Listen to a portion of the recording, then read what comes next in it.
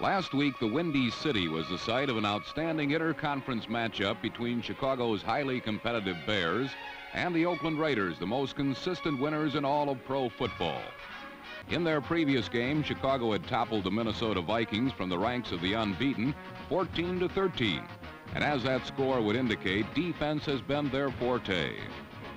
The Bears travel by foot, and if anyone ever fills the shoes of Gale Sayers, it just might be Walter Payton.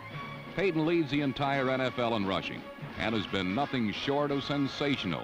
Today it could be a classic matchup between the runner versus the passer, Walter Payton versus Kenny Stabler.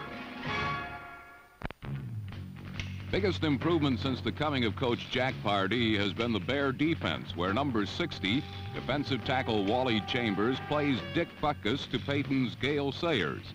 But young Chambers is only one reason the Bears ranked second to San Francisco in sacks in the entire league. As Oakland discovered on its first series, number 71, Roger Stillwell, is another. Stillwell is an interesting story. A consensus All-American at Stanford, there was much doubt among pro scouts about his ability to play in the pros.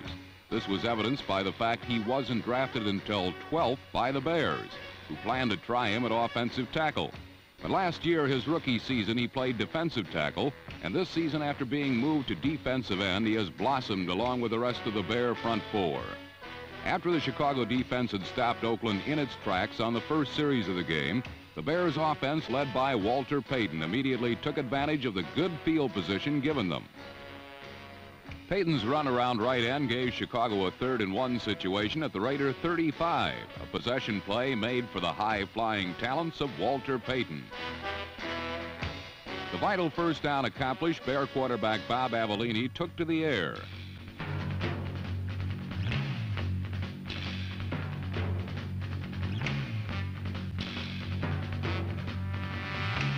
Number 89, James Scott, pulled in Avellini's pass for a 32-yard gain to the Raider 8. And 2 plays later, Walter Payton finished the drive he began by following playbook perfect Bear blocking into the end zone.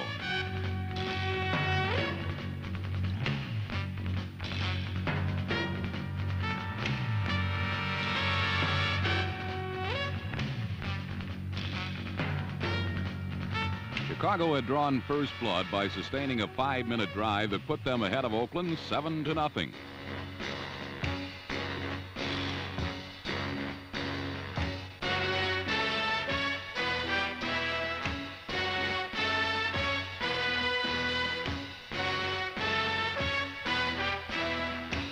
After penetrating Bear country for the first time today, Oakland was stopped on 3rd-and-1. When linebackers Wayman Bryant and Tom Hicks tackled Pete Banaszak for no gain. Mark Van Egen's rip up the middle put Oakland close to the Chicago goal, and on the very next play, Stabler passed over the middle to Dave Casper for the touchdown that tied the game.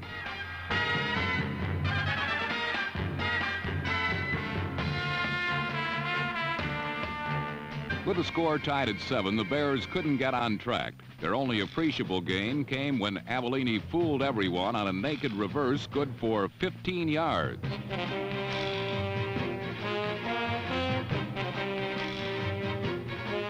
Though the Chicago attack went nowhere on this possession, the Bears got the ball back immediately when Van Egen coughed it up and Wayman Bryant recovered on the Raider 32.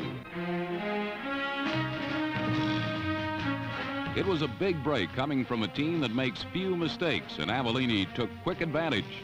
In the face of a Ted Hendricks blitz that had only the diminutive Payton between him and the Mad Stork, Avellini calmly waited, then threw to Brian Bashnagel over the middle for 17 yards. Bashnagel, a rookie, was a running back and a particular favorite of Woody Hayes at Ohio State. The Bears had him at defensive back, then switched him to receiver and kick returner. After Matusak's demolition of the Bears' running game, what number 24 cornerback Virgil Livers had feared all day finally happened. Stabler exploded the bomb, and he was the victim. Across the line from him was the fastest man in football, Cliff Branch, and as all who go one-on-one with him know, sooner or later you'll get burned. For Virgil Livers and the Bears, the time had come.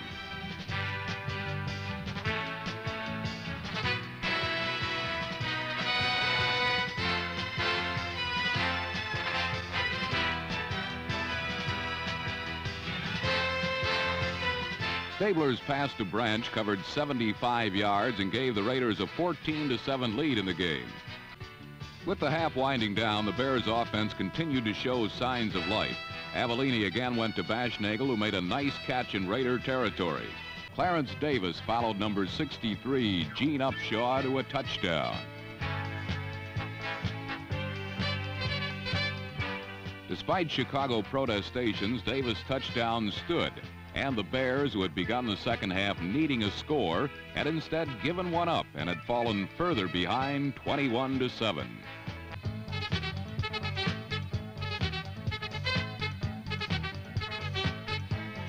Punting from his own end zone, Ray Guy hit just a 27-yarder, giving Chicago the ball on the Oakland 39.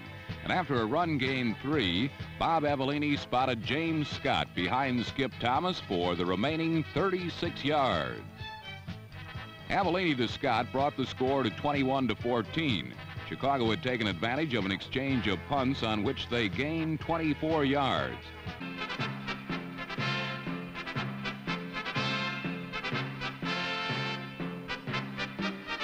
A perfect onside kick by Bob Thomas was recovered by Brian Bashnagel at midfield. A repeat of the play reveals the Bears had caught the Raiders by surprise. They had no one in the area where Thomas popped the ball, and Bashnagel could wait until the ball traveled the required 10 yards before pouncing on it. After Thomas' perfectly executed kick, the Bears picked their way downfield, arriving at the Oakland 12.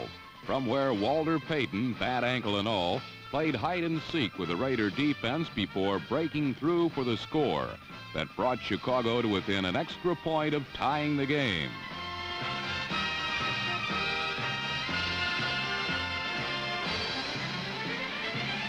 Such runs have become routine for Payton, now one of the NFL's premier ball carriers and the league rushing leader going into the game. Routine, that is, on 2 good ankles. This 12-yard touchdown run came on 1 good ankle and 1 very bad one, although when seen from up top, you'd never know it.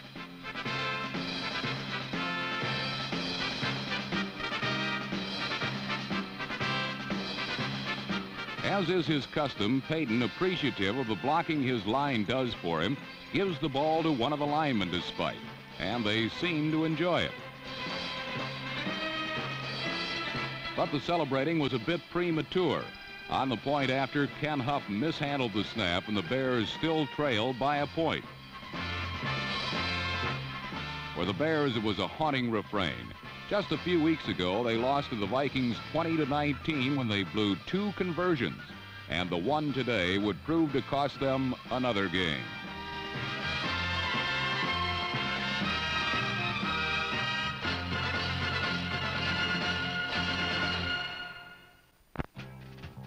The 76 Chicago Bears are a resilient team. They play everyone tough. Over the past 5 weeks, they have played Washington, Los Angeles, Dallas, and Minnesota twice. They won 2 of those games and had a chance in the other 3. And the Bears would have several more chances to beat Oakland, their 6th straight juggernaut opponent. After holding Oakland on their next possession, the Bears bounced back once more.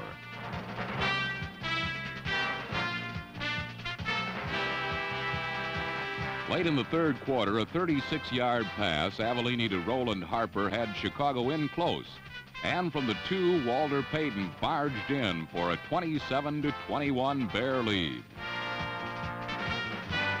For the first time in what promises to be an illustrious career, Payton had 3 touchdowns in one game.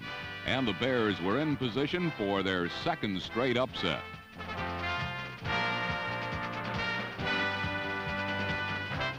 And number 24, Virgil Livers, let chance number 3 bounce through his hands.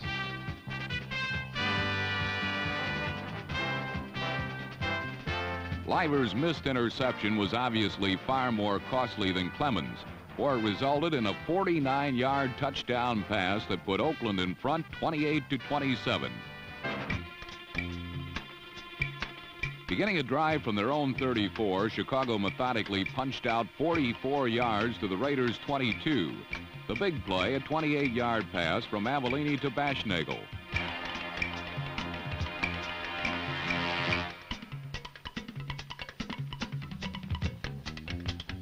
After reaching the 22 with 4th and 1, the Bears elected not to try a 39-yard field goal into the gusting Soldier Field winds. They tried instead to get in closer, and with Payton carrying for the 35th time, Chicago made the first down.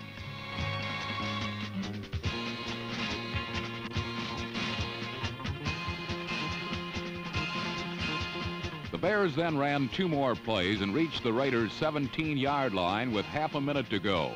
With 30 ticks left, Bob Thomas warmed up as Chicago ran its last play, reached the 14 and called timeout. The game would come down to a 31-yard field goal attempt with 20 seconds left in the game.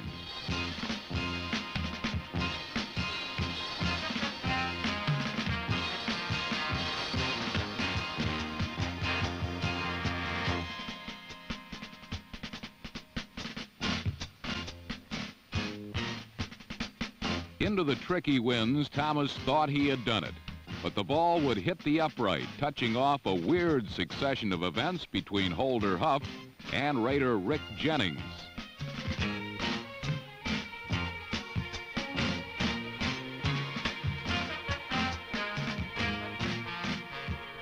So by the width of an upright, the Bears failed to beat the Raiders, and 6 weeks of one of the brutal schedules in the NFL produced 2 wins, 2 losses, and 2 other losses to Minnesota and Oakland by the margin of failure to complete the simplest of plays, the extra point.